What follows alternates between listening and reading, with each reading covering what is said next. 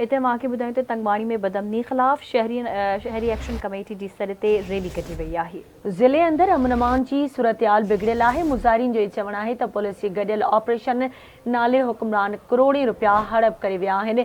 शाम थींदे ई शहर वीरान थी वञनि था। हिकु भेरो ॿीहर अवां खे आगाह कयूं पिया। ब्रेकिंग न्यूज़ आहे तंगवाणी मां, जिते बदअमनी ख़िलाफ़ शहरी एक्शन कमेटी जे सॾ ते रैली कढी वई। ज़िले अंदरि अमन अमान जी सूरतहाल बिगड़ियल आहे। मुज़ाहिरीन जो चवणु आहे पुलिस जी गॾियल ऑपरेशन जे नाले हुक्मरान करोड़े रुपया हड़प करे विया आहिनि। शाम थींदे ई शहर वीरान थी वञनि था। हिकु भेरो ॿीहर अवां खे आगाह कयूं पिया। तंगवाणी में बदअमनी ख़िलाफ़ शहरी एक्शन कमेटी जे सॾ ते रैली कढी वई आहे। तफ़सील मालूम कंदासीं आवाज़ जे रिपोर्टर साबिर अली बहलकानी खां। जी साबिर, कहिड़ा तफ़सील आहिनि, आगाह कजो।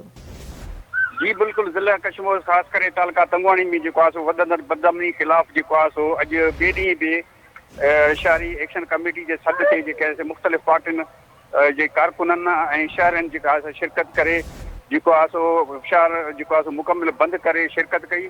उन मौक़े ते जेको आहे सो अॻूणनि वकार मलिक कारी किफ़ायतुल्ला ऐं ॿियनि जेके चयो आहे त जेको आहे तंगवाणी में जेका आहे बदअमनी जी बाहि जेका ॿरी आहे उन जे रोकथाम जे लाइ इंतिज़ामिया तरफ़ां के बि उपाय न आहिनि वरिता विया।